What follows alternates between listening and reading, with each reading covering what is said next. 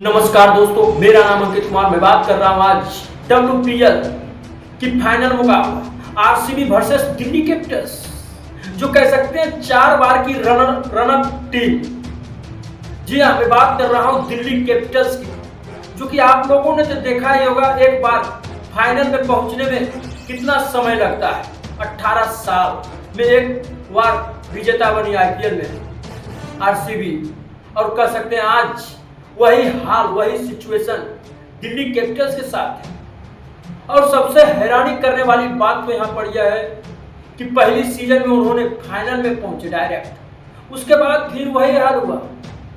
फिर वो टीम कह सकते हैं दूसरी बार भी वो फाइनल में पहुंच गई, तीसरी बार भी फाइनल पहुंच गए, यानी कहिए 3 बार।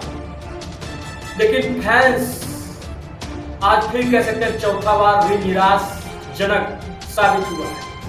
मालूम है क्यों?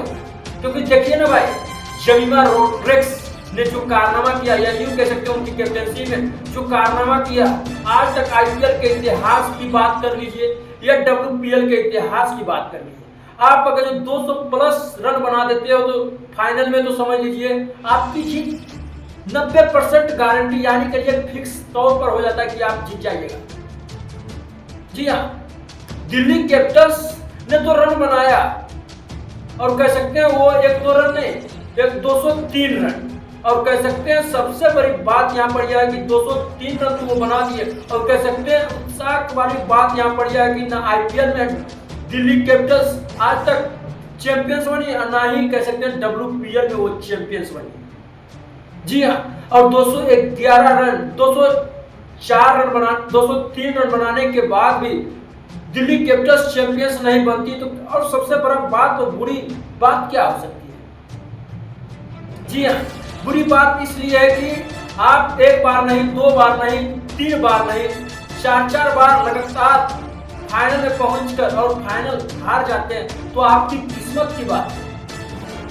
जी हाँ, फाइनल में पहुंचना सबसे बड़ी बात तो यहाँ पर यह है कि जमीमा रोड्रिग्स की बल्लेबाजी, तारीफ जितना कीजिएगा उतना ही कम होगा। और सबसे बड़ी बात यहाँ पर यह है कि उनकी तारीफ कीजिएगा एक्चुअली, और उनकी बल्लेबाजी, तो सबसे बड़ा बात यहाँ पर यह है कि WPL में उनकी बल्लेबाजी खास रही।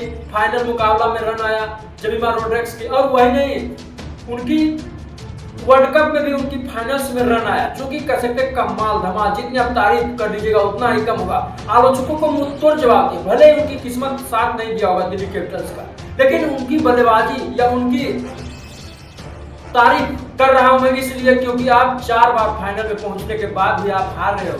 और सबसे बड़ी बात यहाँ पर यह है कि 2 बार मुंबई से आप हारे, 2 बार आरसीबी से हारे। हार की वजह क्या है? प्लीज कमेंट बॉक्स में अपना राय जरूर दीजिएगा, क्योंकि मैं दिल्ली कैपिटल्स का फैंस आप लोग जरूर होइएगा।